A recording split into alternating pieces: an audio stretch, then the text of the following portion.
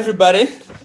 This is Marcellin, and it is my good pleasure today to have a chat with Jean-Paul Samputu.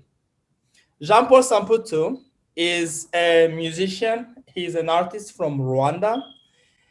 He currently resides in Canada. He is also an ambassador of peace, a title or a function given to him by the United Federation of World Peace. He has many awards in music, but most importantly, he is known for his work or his advocacy for reconciliation. I would like us to just have a conversation on his journey, and hopefully we will be able to learn things that will be inspiring. Jean-Paul Samputu, welcome. Thank you, Marcellin. Thank you so much. Yeah, so I just said that you are an ambassador of peace. What does that mean? What does that mean exactly? What do you do as an ambassador of peace? Ambassador for peace, normally it's a title of, first of all, to answer the question, I was named, it was an award, it was a recognition I got from a Federation for World Peace. It's an organization. They always give every year that recognition for the people who have been, because of their work, they have been working in reconcile people, or people who have who dedicated their lives to bring peace and love in the world. How did you develop this passion for peace? To get there, I went through many things. I can even say, some people say that I went through hell. Yeah, this is very important, and I want us to actually go back a little bit so that people can understand really how you got there, because I know it's a very powerful story. But before we get there, I always, when I'm talking to people, sometimes I just want to go way, way, way back so we can understand the roots, so we can understand where they come from, so we can understand what they went through, so that we can appreciate the transformation that happened. I want to ask you about your childhood, your youth, growing up in Rwanda. If I may guess, I would say maybe you are about 10 years older than me, so that means you were probably born in the 70s, maybe around 70 or 60 something. around that time. Okay, good. So I'm 1962. 62. Okay. Wow. I was born in 19. I'm 59. Wow. I respect you, brother. The good thing about musicians, you guys keep that youthful spirit. Like every time when I was hanging out with you, I thought I was hanging out with somebody who is like my peer, but I didn't even know you were like, oh my goodness. So I want to ask you, growing up as a young man, how was life in Rwanda at that time? When you are a child, you always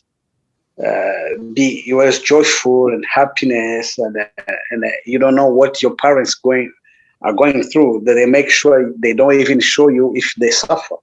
So it was good, but when I started to be like I remember in a primary school, that's where I discovered that actually, my parents were struggling to find a school for me, and that's my childhood. The problems, in Rwanda, when being a Tutsi that time was not something you can say. We were living in fear because we were not having privileges. You may see that in the school, and we were not allowed. I always say that you, it's like being a refugee in your country, because when you see social, many people, you are Rwandan, we have 3 tribes in Rwanda, and being a Hutu in Rwanda was not the same being a Tutsi in Rwanda before the war. So that I was, but me as a Tutsi, I was, I was not complaining too much, because we are living well with Hutu, and together we didn't have, even if we have those problems, you can see segregations, you can see that, but I was happy with that, because I was knowing, my knowing, I was saying, that's how God created us. It's good. I'm happy to be a second citizenship. I'm happy to be, I'm not like Hutu, who President Habyarimana is a Hutu.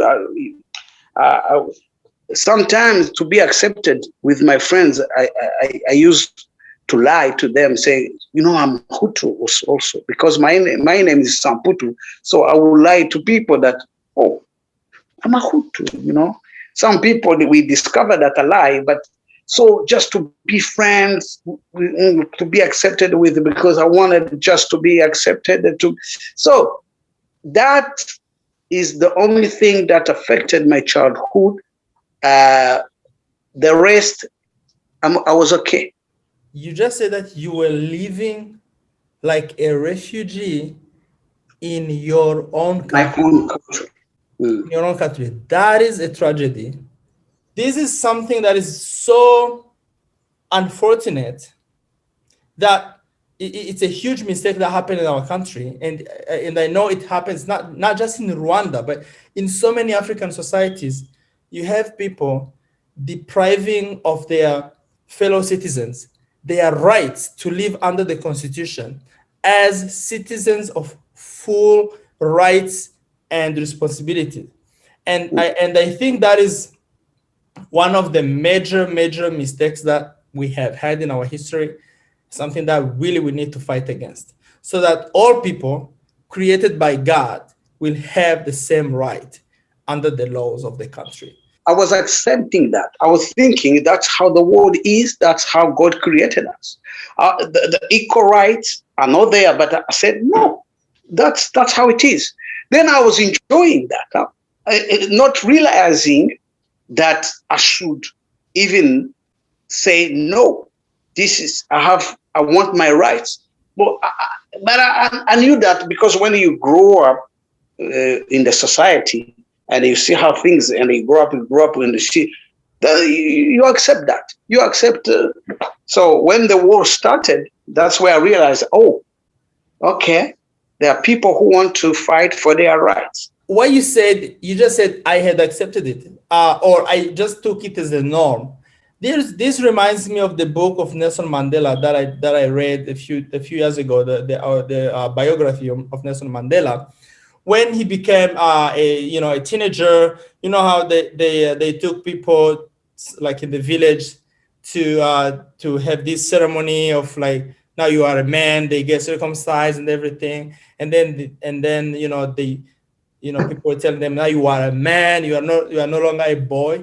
And then somebody from the city came and told him, you think you are a man, right?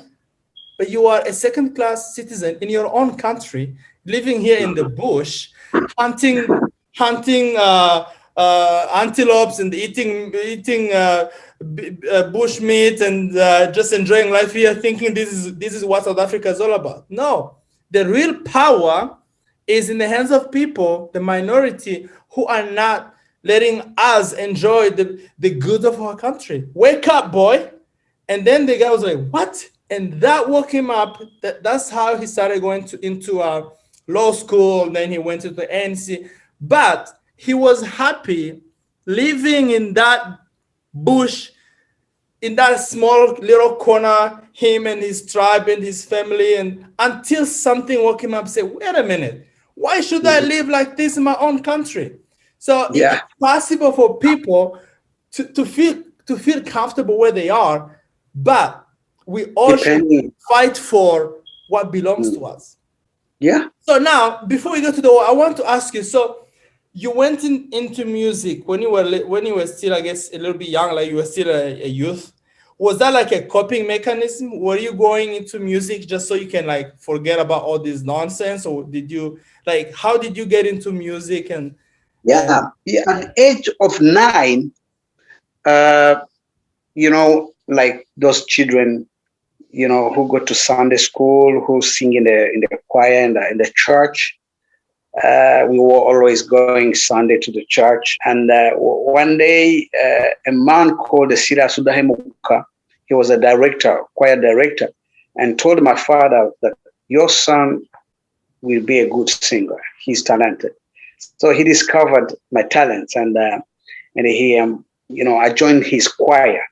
So I became a singer like that. And I remember at the age of 14, I went my first time to travel as I was already a singer in his choir, and we went to Kigali and we won a competition in music, and our choir won. And I came my first time. I came home with my first check, and it was something very big because look, a young boy who just sang and got money. So it was, and I started to learn how to play guitar because I went to seminary. I did only 3 years in Petit Seminaire in Butare, but I couldn't finish the seminary. I went and I did music there too, but then I went to another school.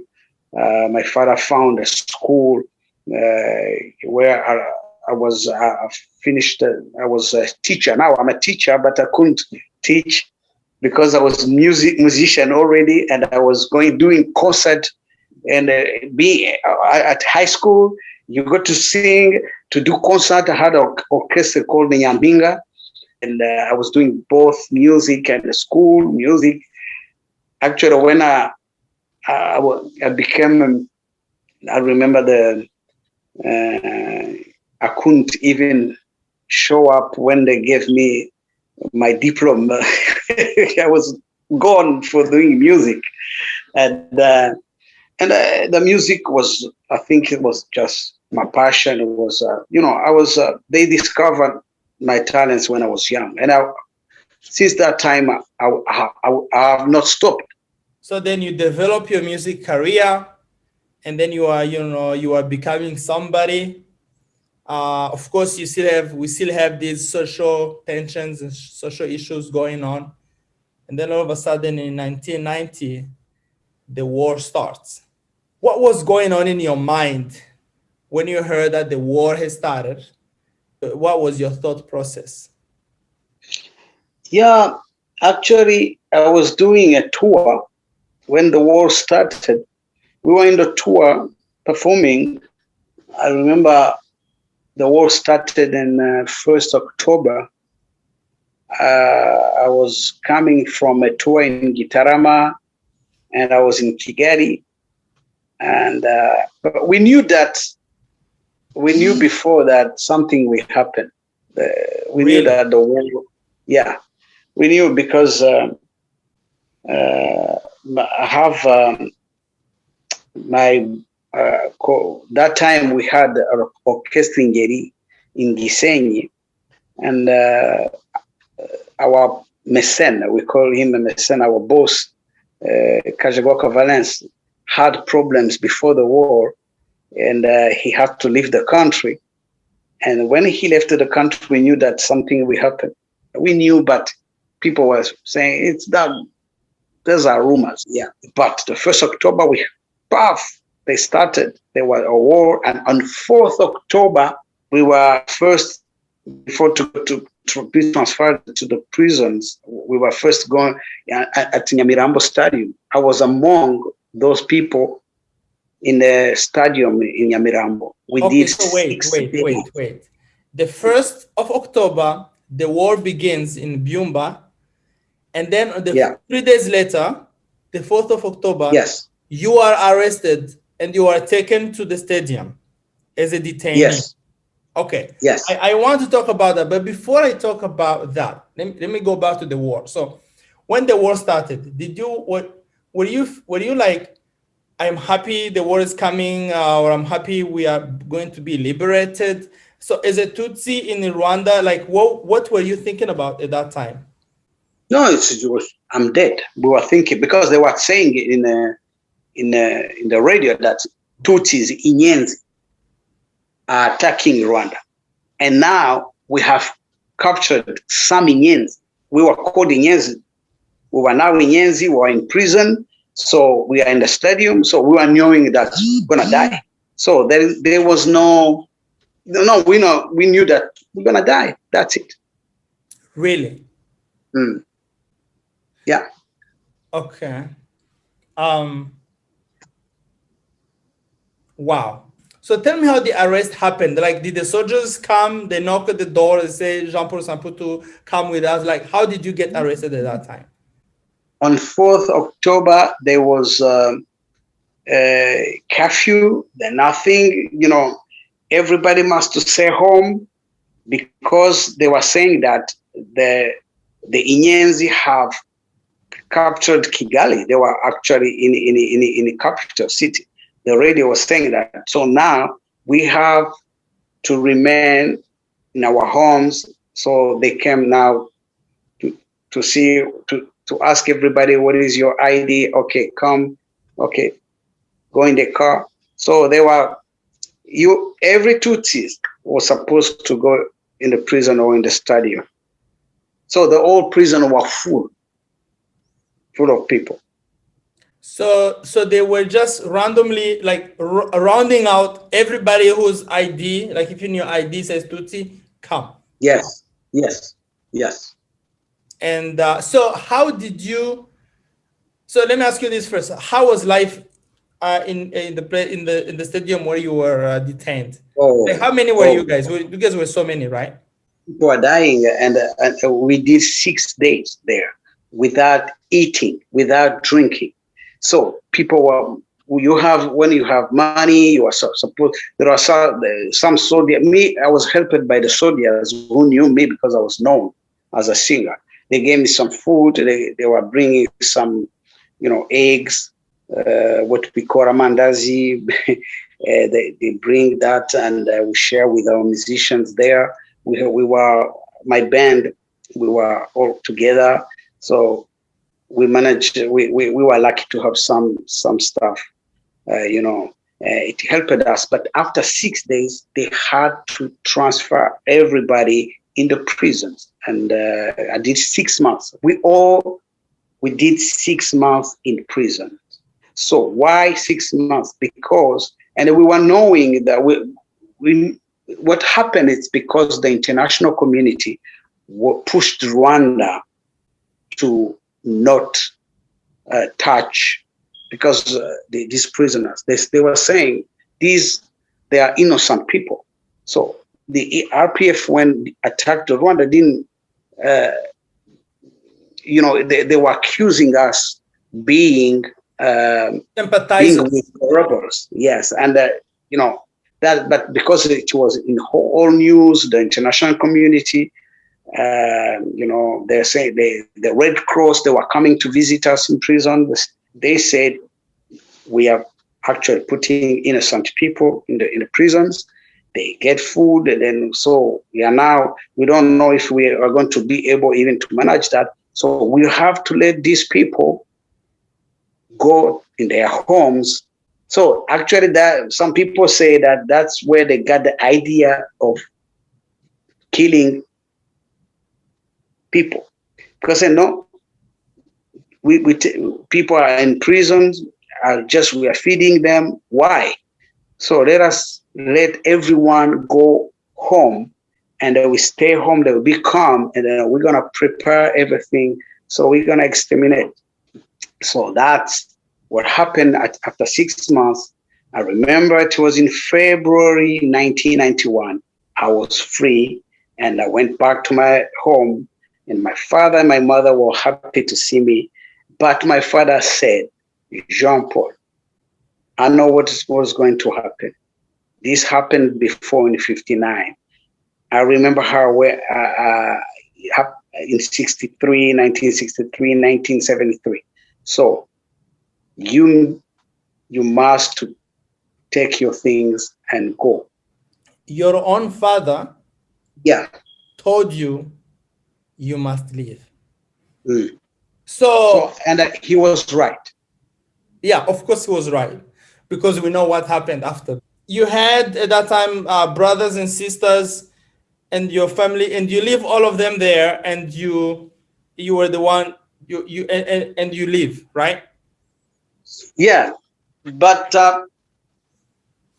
I had my sisters in Kigali, and my brother Jean-Pierre, who was in prison like me. He did 6 months like me in Kigali. So he left also. Then my sister stayed in Rwanda, or my 3 sisters, they stayed because they were married. And me and my little brother Jean-Pierre, we left the country, and we were in Burundi.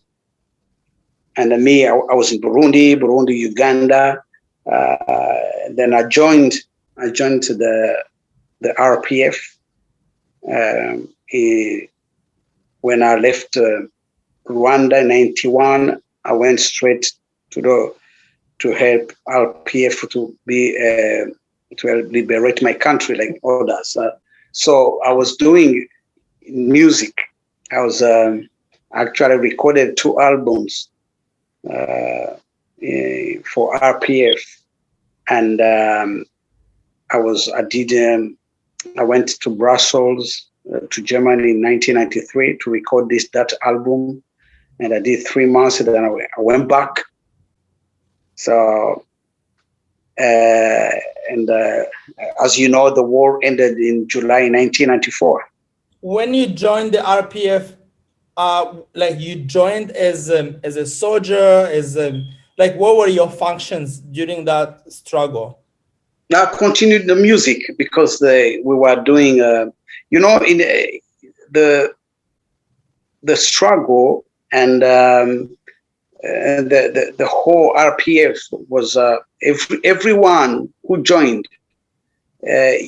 You are giving your contribution with what you do. If you are a doctor, you will go and help as a doctor. If you are a musician, you will go and help sing and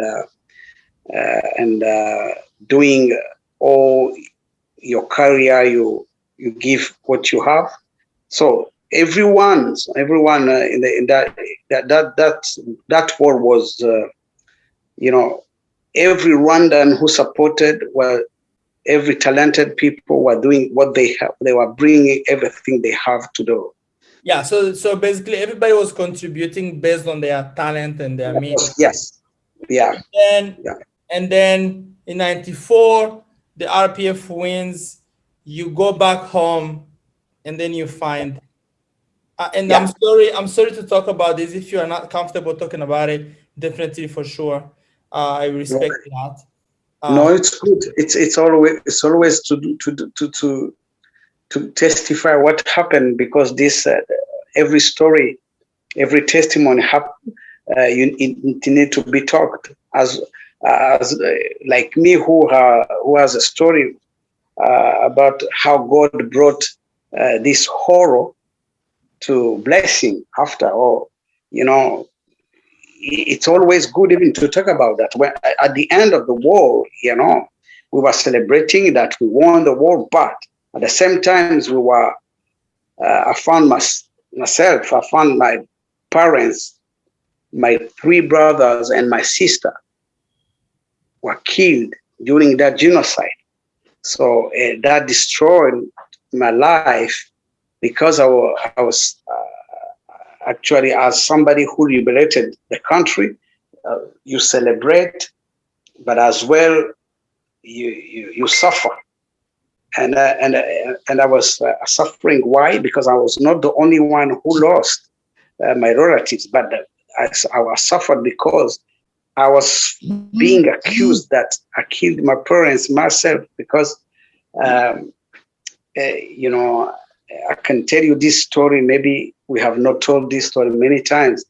I had a child who was born in 3rd May 90. She was 3 years old. Her mom was a Hutu. So she was my girlfriend. And after, we had a baby by accident, But when I left Rwanda, we were in touch. When I came, Kigali, I tried to find her. And as well going to Butare to see what happened in my family. So, and they killed her mom because of me. They said her mom was a Hutu. She was not even supposed to die. She told them, I'm a Hutu. No, you had a child with a Tutsi. So they killed the child, my child, they killed her. And when I came, the first person who told me the story said, you killed the Hutu woman and you killed your child. So how? And he said those words. He said, you killed, because they killed her because of me. And they told her, I said, she even told them, don't kill the child, kill me. And then they said, no, actually we have to kill the child, not you, because she's a Tutsi. You are Hutu, we should even forgive you. But there were like 4 people. Some are saying, no, she's a Hutu, we know her, we don't want to kill her. I said, no, she must die. She had a child with the Nyenzi. So they killed her. So knowing that, you were celebrating in Tsinzi, your father was killed because also we killed your father because of you. Then my sister was killed. Then my child is killed, her mom, because of you. I took that, it was right. And I said, yeah, it's me.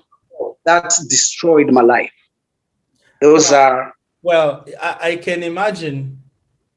No, actually, I can't imagine the trauma that it's one thing for people to die, but then it's a totally different thing for you to carry that burden. Yes, I am responsible for their death. That is something that only God can deliver you from, because it's so heavy. And we're gonna get to that, because I know your story. I know that God has touched you. But one thing that I always find so sad is that an African will kill his brother for no reason, not honoring people's lives. This is something that always bothers me. And of course, when I look at the history of not just Rwanda, but the history of many of these African countries where you have conflicts, you have a blatant disregard to human life. You have people killing their neighbors. You have people who are making the lives of their neighbors like hell. And this is something that really bothers me. I don't see this happening in Europe. I don't see Frenchmen from the West killing Frenchmen from the South. I don't see the Wallons killing the I don't see this and that. But as home, you are still taking a machete and killing somebody because, I mean, like, for no reason. And I still can't understand that.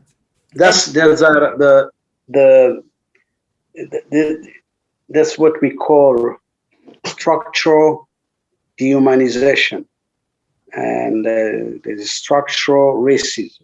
When it's structured like that, it brings. That's why we end up having cycle of violences, the cycle culture of revenge. That's what we call a culture of revenge. And when people don't do anything about that, it will continue. It will continue, and we will live, and we will.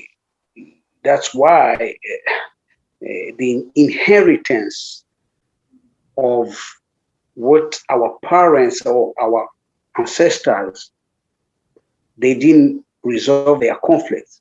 So they pass on their trauma to the other generations. And we found ourselves,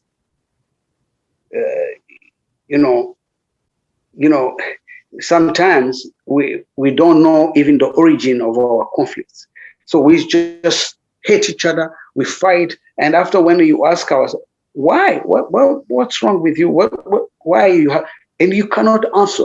Oh, we don't know, but we hate each other. This is Hutu, this is Tutsi, but why you have those problems between Hutu and Tutsi? The reason I'm saying that, because it's like I'm not trying to answer.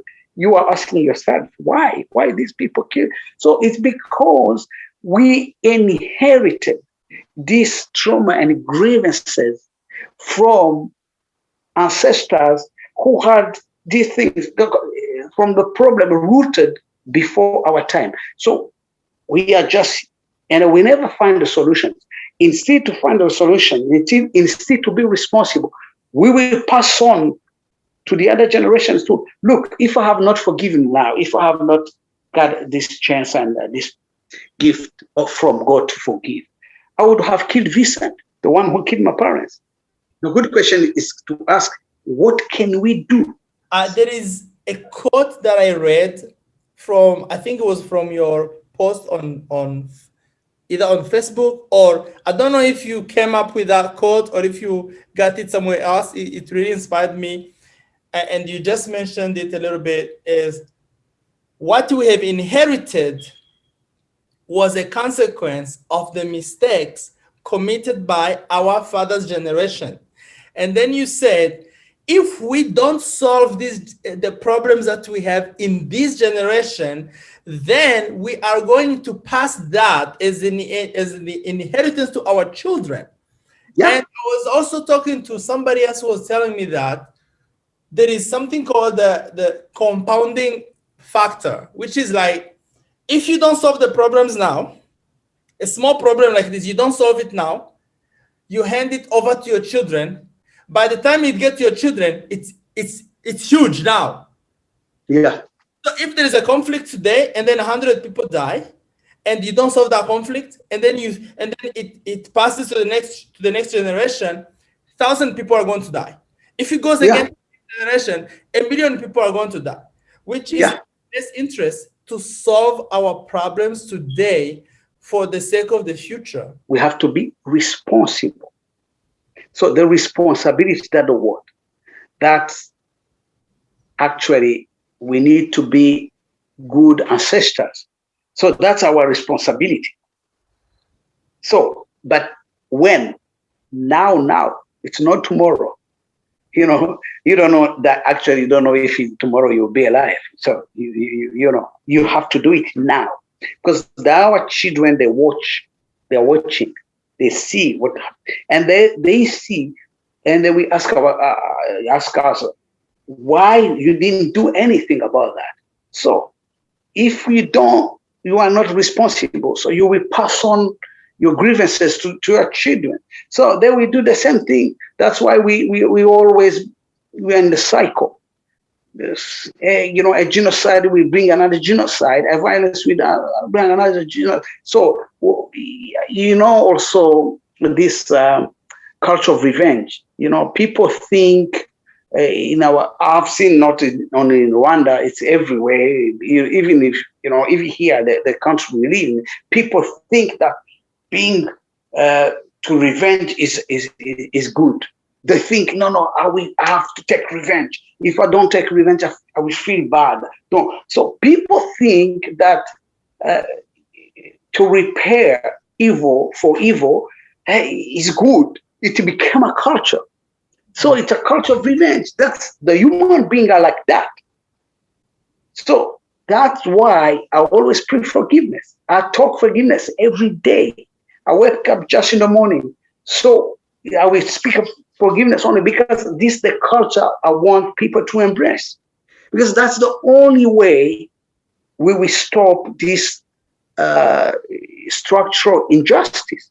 It cannot just go away like this. No, there's something we must to do, and something which is huge. It's just to bring to embrace the culture of forgiveness?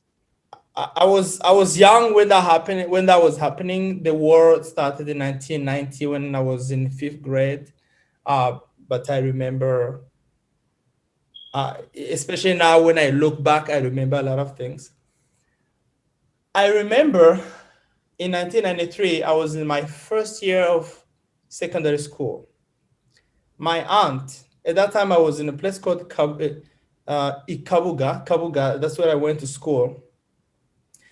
And then my aunt told me, hey, look, my friend, do you see those people who were attacking from Uganda, trying to come here?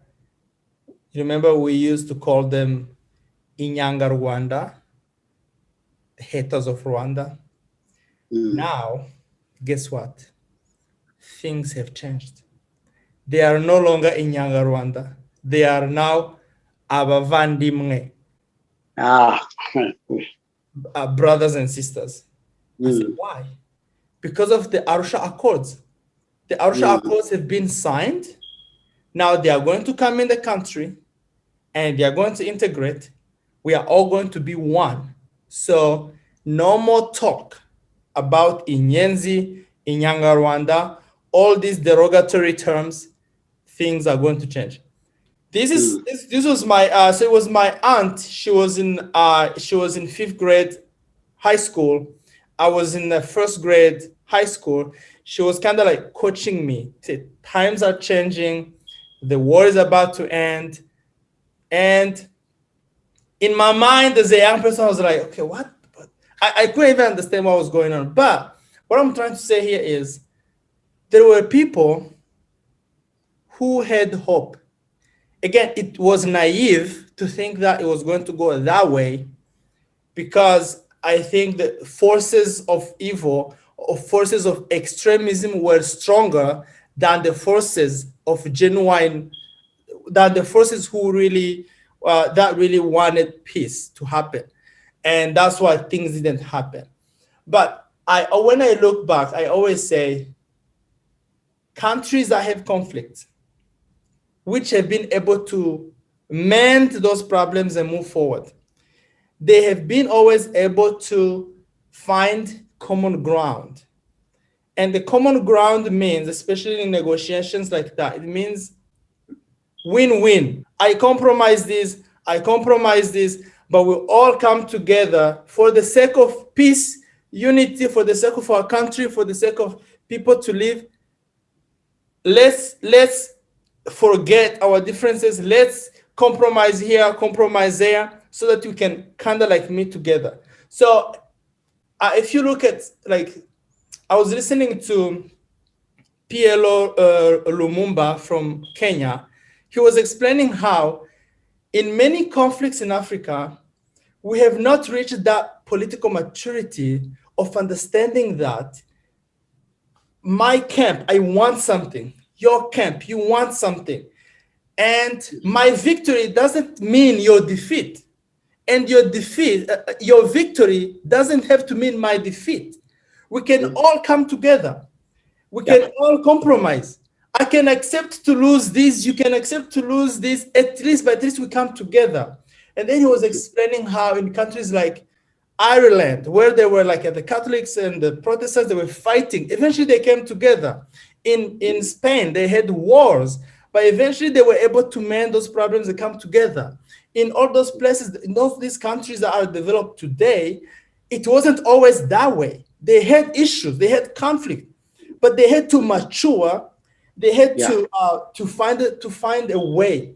So so every time when I think about the Arusha Accords, or the efforts that were put in, the African Union coming in, different countries coming in just to help mend the conflict, and then things were looking like they were going in the right direction, and then all of a sudden everything blows up, and then 1 million of people just die. And I think there was a failure of leadership at that time across the board for not having taken advantage of that opportunity and try to make things happen. I don't know if you have, if you can say something about that. Yeah, but what happened, I remember that time, it's because there are many things involved. Well, the peace agreement they did in Arusha, I remember when they were done, the time to celebrate it, if you remember, there was a speech from Habyarimana when he called that peace agreement that's just a bullshit. I don't know if you know that. No. So actually, they signed, but at the end, he called. He said it's like they were not. Yeah, he didn't recognize that it was a strong. Maybe something happened, when a president of a nation said something like that. It's because he knows. Sometimes, let me tell you, Masana, all this you see peace agreement everywhere. There are peace agreements. People they spend a lot of money even to do it, but people know in their hearts that they are lying themselves. Or the people who are, every war, there were always peace agreement. Actually, the time people do peace agreement, that time it's peaceful. That's the time people behind they organize themselves to continue, or the war everywhere, and they were preparing the mass killing. They were preparing the genocide. So, even if you are a leader of a nation, when you say something like that, so you give a go ahead the population to do all that stuff, because there's no peace agreement. It's like there's no peace agreement. Actually, he declared the war. I think the leaders at that time definitely, they failed to seize the moment and to end this problem at that time. Again, because I think forces of evil or forces of extremism, which didn't want peace, were stronger than the forces that wanted genuine peace. And that's why we ended up having the problems that we had. So now let's go back now to your story. So now you come back to Rwanda, your family is gone, and you feel like you are the responsible for that tragedy. Yeah. How do you deal with that? Of course, I was. People will see me singing. People will see me talking, but I was dead inside. So that trauma continues to grow, and to stop being angry or to try to have joy, I was just taking alcohol, too much alcohol, drugs, until I couldn't sing anymore. I couldn't do anything, and I had to go to Uganda. I was not able to honor my contracts as a musician. I was not able to, so I was just almost dead. And friends of mine tried to help me because, it's not only the alcohol, it's a long story. It took 9 years. So, but I was always with that anger and bitterness in me. When I sleep, sometimes I could not sleep well because I was always accusing myself. I killed my parents. Now I killed my own girl, my own little girl. Oh my God, my own baby. So even if I was married in 1995, I had another, my children. Among my children, there is a girl who was born with intellectual deficiency. So she cannot see, she cannot hear, she cannot even eat. They put a tube, that food passed through a tube. So she was born like that. And that I was saying, okay, this is another thing. Because my alcohol, look, I just made, And we had a problems with my wife because of that. I had to leave Canada, and I say, okay, I'm responsible. I'm sorry. Okay, let me go back to Africa. I went to Africa. And the trauma became, became huge. And I was living with that trauma until I decided to kill myself. And I took those drugs to try to help me kill them. Tomorrow morning, maybe they will find myself dead. I had many things I was taking, trying to kill myself. I didn't have that courage to kill myself like others people. They use many things. But I was thinking I will take a warage, I will mix with marijuana, we mix with that. Then I will do like this. When tomorrow morning I will find myself dead. So it couldn't work. I went even to witch doctors until one day they found myself laying down dead. They were thinking he's dead. Maybe he's dying. Maybe he will die tomorrow. They brought me to a mountain, tried to help me, to pray for me just. So that's when miracles happened. While they were praying for me, I heard that voice telling me, Jean-Paul, you need to forgive. You lose your family. You feel you are responsible for that. Obviously, depression kicks in, and year after year after year, this heavy weight is upon you. Then you get married again. Your child is born with disability, and you are putting all of that on you, and that causes you to separate with your wife. Now you are back in Africa. You are basically you are a mess, completely messed up. And even death doesn't want you because you're trying to kill yourself. Actually, yes, that's the word. And then people take you to a prayer mountain. And then you have voice telling you you need to forgive. So it's funny how like God is telling you you need to forgive. It's like forgiveness was somehow connected to all of these things that were going on. Yeah. So please continue. Yeah. Actually, before God's voice telling me to forgive, he told me first, you will not die. That I will never forget. He said, you will not die, because I wanted to die myself. I wanted to die. Then I hear a voice that speaking in me, you will not die. And I want to die. That's what I wanted. So actually I had, and again, I said, you didn't create yourself. You have no right to kill a man that God has created. You didn't create yourself. You are not. It's like, and it's me who was speaking those words that were coming from my mouth. And people told me, this is God who is speaking. It's not you. So, and they were saying, the only thing you need to do is to forgive. Forgiveness means to liberate from your bondage. You need to forgive. You need to forgive yourself. Then after you forgive others, you forgive those who kill your parents, you forgive everyone. And you need to ask for forgiveness because you have committed many bad things.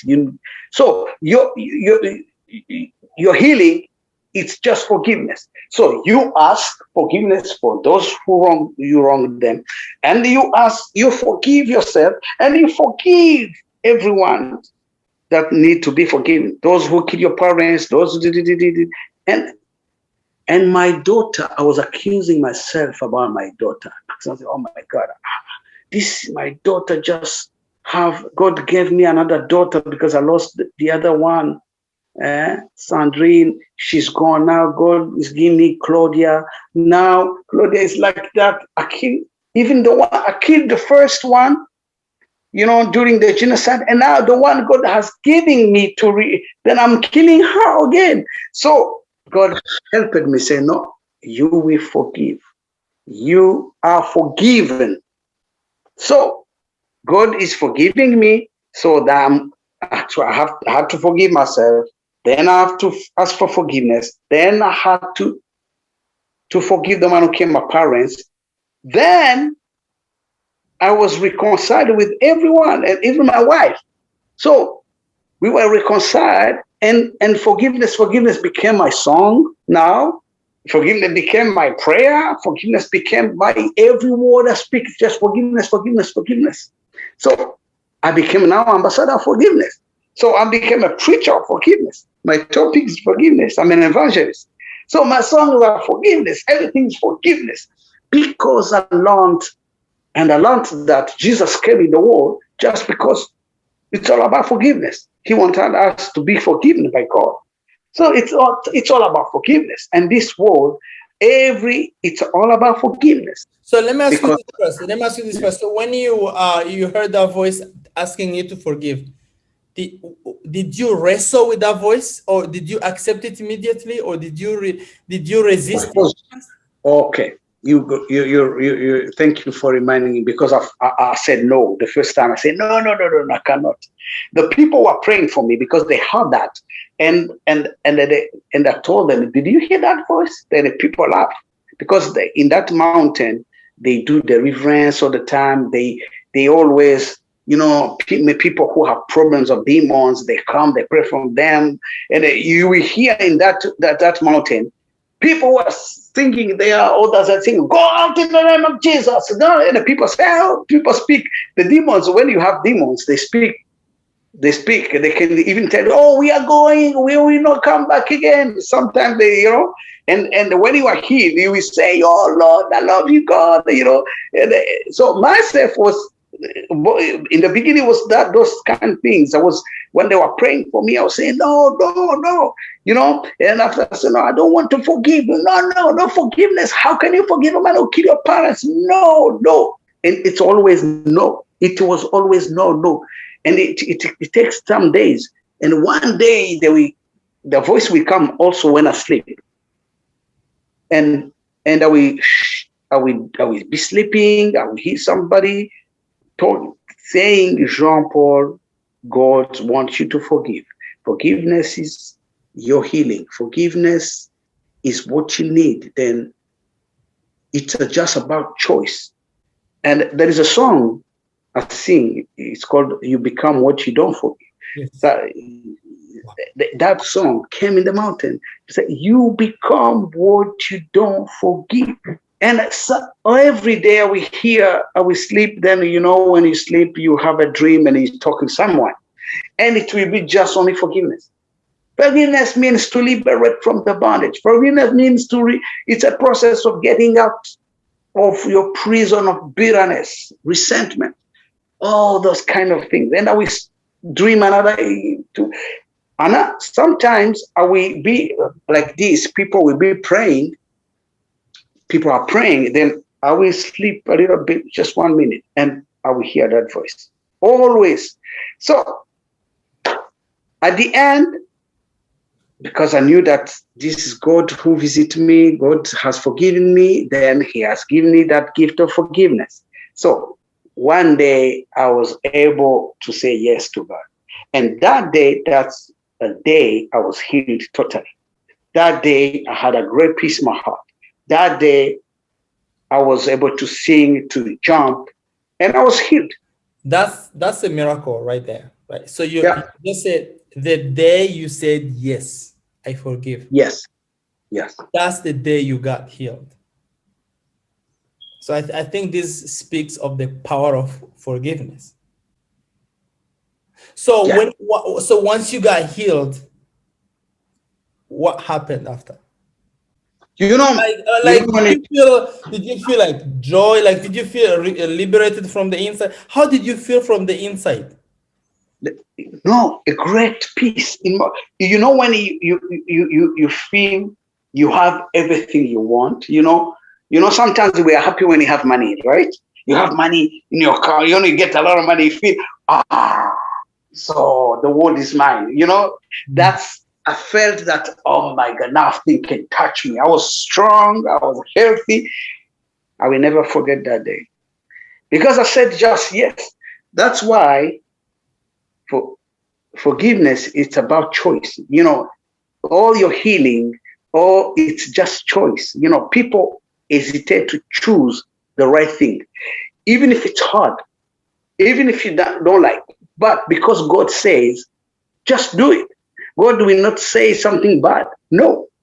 Yeah. So, when God is asking you to do something, it's always for your own good.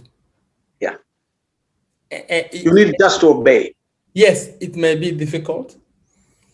You may feel like you are losing, but when God is asking you to do something or to give up something, in the end, when you do it, you win. Yes.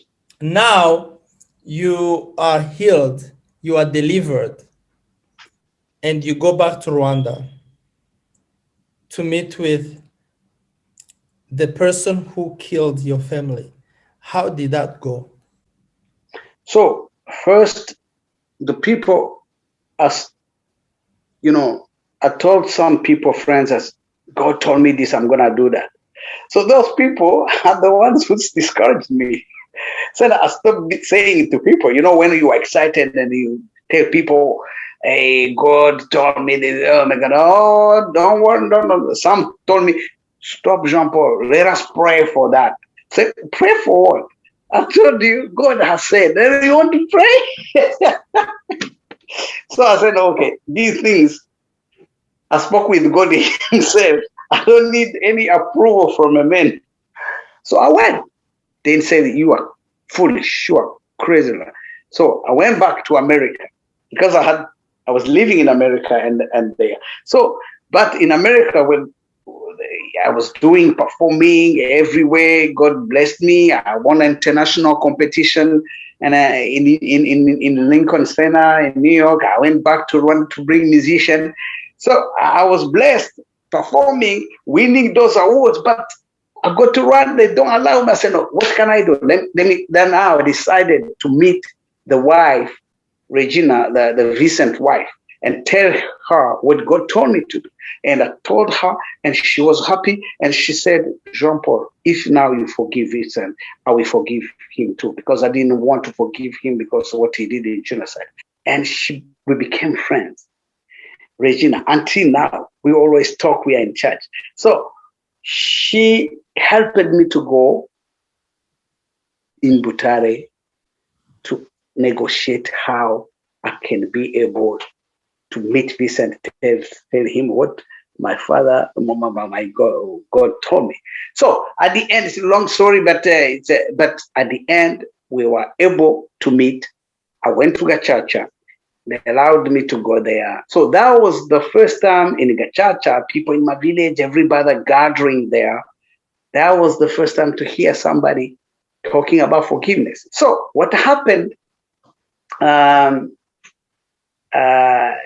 that Gachacha, and I forgave Vincent publicly, and I told people, the audience who were there, I told them, God told me to forgive these people. They are the ones who organized the killings. They were the ones who interned my house. Vincent killed my father. But I didn't come here to accuse. I came here to forgive them. That's what God told me. In that room, I was expecting people to do because it's a good thing. But it was the opposite. People, you see the head of people. Really? Oh my God. It was horrible for them. It was a shock. But Vincent, we met the first time since we met with Eugene. We had a journalist there who came to follow everything. We had the World Vision camera. They came to film everything. We went to somewhere to have a meal.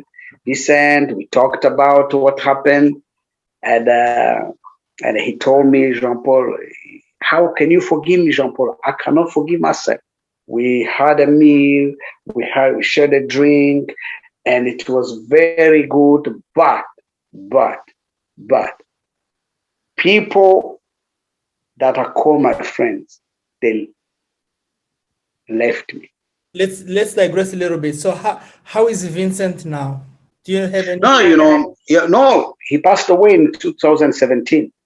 Oh, okay. Yeah, he was sick, and then but before to die, we had a great things to great moment together. We did the conferences together. We did one conference in 2009 in Rwanda. We organized a big conference 2009. Me and him. That was the first time having an international conference where a survivor of a genocide against Tutsi, having organized by me and Vincent and a perpetrator together, talking about how they reconciled.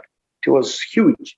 And Vincent, for the first time, spoke in the conference, and me, and it was just fantastic. Vincent had to flee to Uganda because some people wanted to kill him because of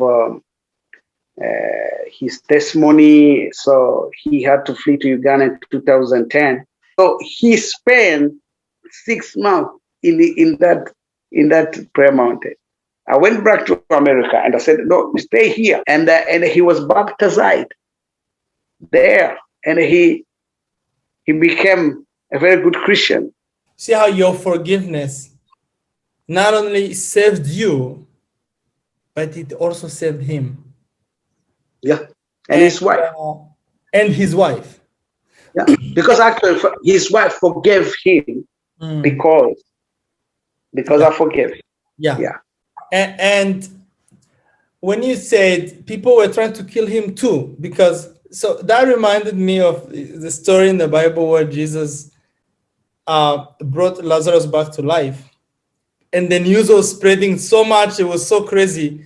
And the Pharisees decided to kill Lazarus too, because Lazarus was a testimony of the power of Jesus, right?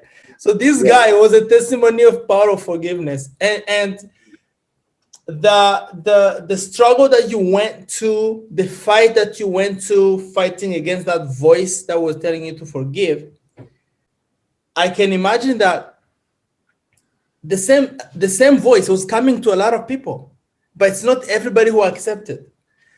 So when you are in that place of not forgiving, it's like you are in a pit, in a hole, and then there are many people there with you who still refuse to forgive. Now, once you forgive, it's like you are coming out of that pit, and then you have people telling you, "No, stay down here with us. Stay down here with us. Stay down here with us." Right? And I'm sure those people who could not have that grace, I call it the grace of God, the grace to forgive. Those people who did not have the grace to forgive, they felt maybe like you betrayed them by forgiving this guy. And that's probably why they were like opposing you, right? Yeah. Yeah.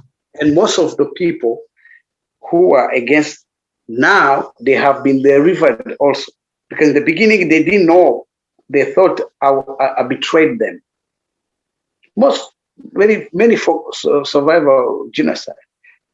Some wanted even to kill me, but they said, we leave him. But they wanted to kill me. They're hesitating because he's our friend, he's a survivor, and now he's doing. Sometimes they say they were saying that I do for money. This guy, he's doing this because he wants money. He will go and testify, and I think it's because of money. How can you do that? So, but now, I have many friends who now understand that's the power of God. So they have been found forgiveness too, and now they are delivered. They are free. They are happy. They are free from bitterness. So now you are doing this. You've been involved into like preaching and teaching forgiveness to Rwandans especially. How do you find the Rwandan society today? Do you think they have embraced that message of forgiveness that you are preaching? As you go around talking about it in different places, how does it go?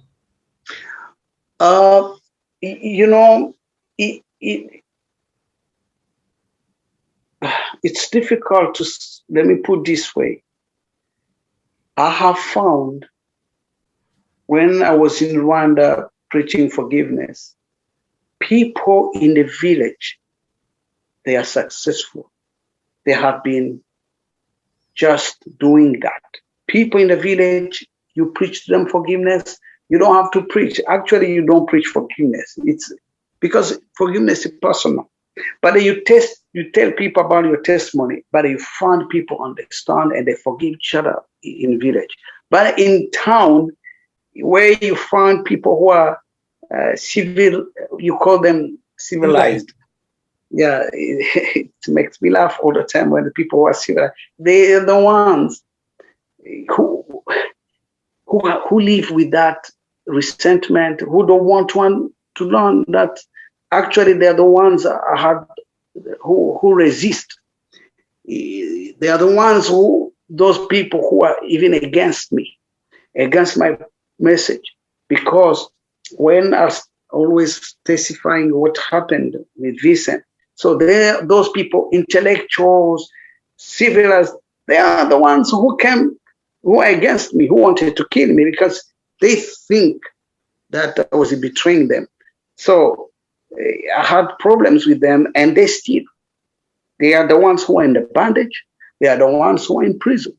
They live with anger, and they are even those who are proud. They are very proud. They think I must to hate those people. I want to hate them. It's like the same during the war, during the genocide against Tutsi. Some people who are saying we are proud to kill Tutsi. So now in these days, there are people who are proud to hate. You speak about forgiveness, they can kill you because they are proud, feeling that they are proud. So because they are blind, that they don't see that. They think we are intellectual. Even the genocide what happened because of intellectuals. Right. Because they are the ones who organize it. Even Christians. Actually, people were killed in the churches. People, they are the ones, the so-called Christians are the ones who organized that. The genocide was possible because of that. So, how can you call those Christians and now you tell them forgiveness? They will be against, because that's how it is. So you asked me that question, and we answered. Even now, normally, normally, who will embrace the message of forgiveness more than others? The people who are Christians are the ones who will embrace that message, because that's what God preached. But they are the ones who are against. Not all, I'm not saying all, but actually the ones who are against me, those people, among them are Christians. So I thought they were going to follow, to support me, because the message I'm preaching is their message. But they prefer to be Tutsis more than Christians. So they are Christian, no, not Christian, they are Tutsis just. So Christian is just second, or, as during the genocide, people were Hutu. Being Hutu was more than the Christianity, they forgot. So they went to kill because they are Hutus. They are proud to be Hutus. Actually, they are Christians, but they are Hutus first. And there are others also who are against me, my forgiveness.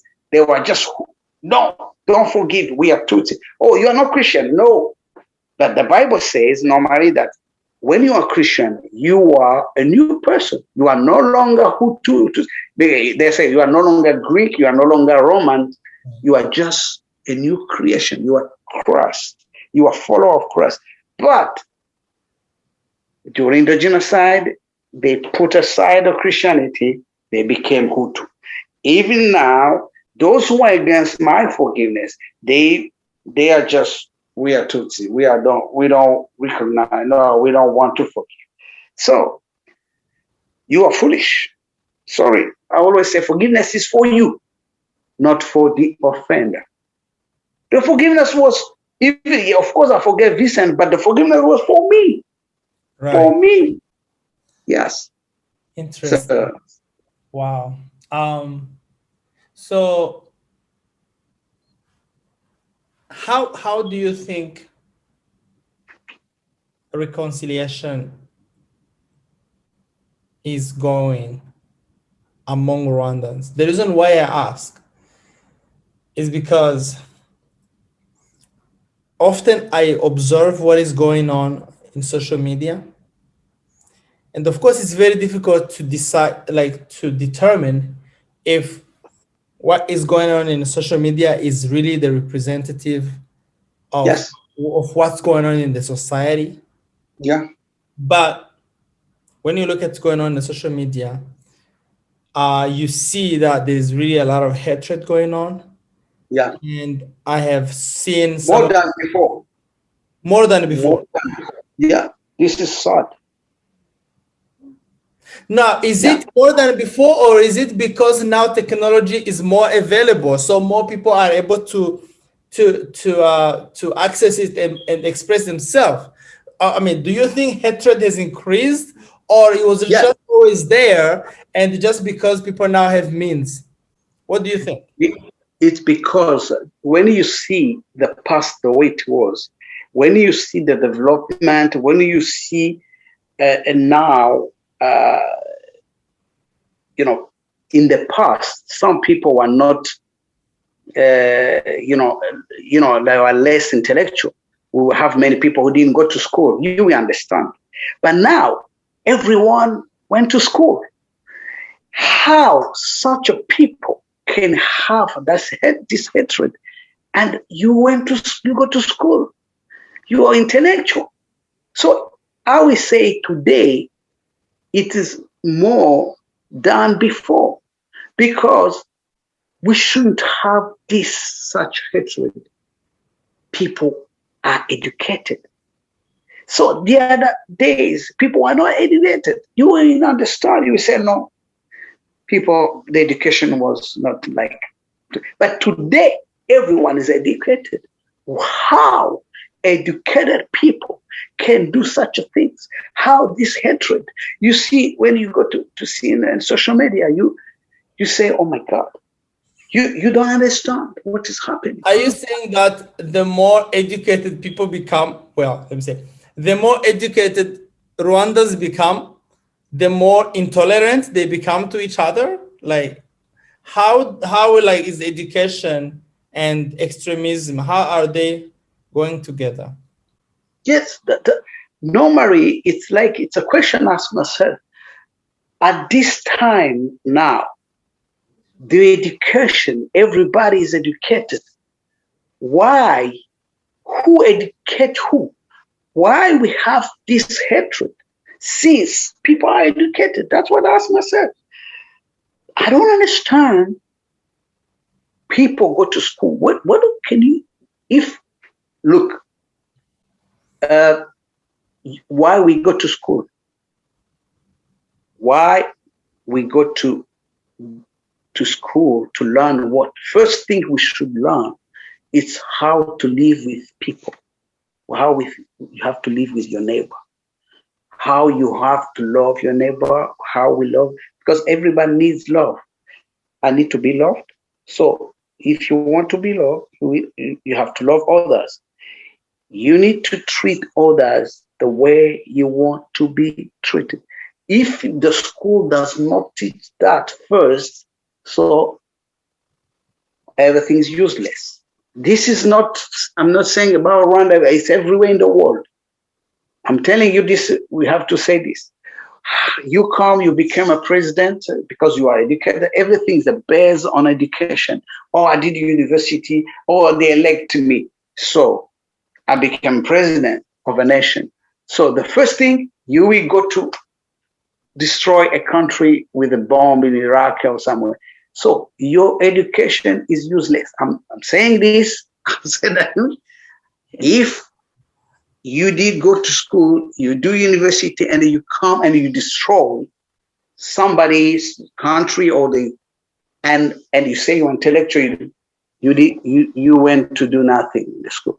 I know you've been trying to to talk to Rwandans of many groups or many factions or many, and then when you go to talk to this group, some people say, hey, you shouldn't go there. When you go to talk to this group, some people say you shouldn't go there. It's like, so how do you consider that? What do you think about that? Like, there are different groups of Rwandans, those Hutu, there are Tutsis, there are maybe those who hate this person, those who love this person, those who, like, so many groups. And if you talk to this group, these people, they take you as an enemy. When you talk to this group, these people take you as the enemy. It's like some childish nonsense. Because I know you one time you became a victim of something like that. Can you speak to that? No, even among Tutsis themselves, they are divided also. Even the small group of Tutsis, they are divided again. You have survivor of genocide, they are divided. They shouldn't actually survive of genocide because we all had genocide against Tutsi. We shouldn't even divide it. Like even the small one group should even together because we have the same story. We are survivors. They are divided. Those Hutus you are saying, they are divided also. Even themselves, even the family, just family where you were born, they are divided too. Even the Christian, you are all Christians. You should not, you have Jesus all. They are divided. Oh my God. They are divided. Even themselves, they don't love themselves. So that's why these people, you need to love them. You need to feel sorry. Me, I feel sorry about, I see them, I say, oh my God, I'm so sorry. You don't love yourself. They are blind. They are lost.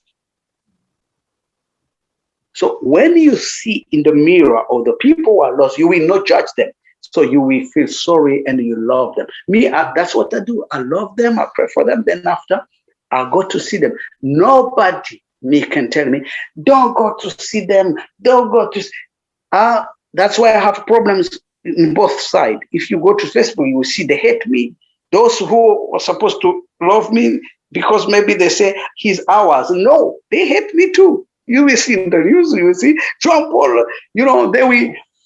you remember last time people were against me because I embraced, I said, I was in an interview and I didn't know that interview, Ingabit is there in the interview. I was going to be part of the interview. And I was very happy to say hi to Ingabit. That was my first time in Ingabit because I know her, she's a politician, but I was very happy, and then I was, oh my God, I'm with Ingabit.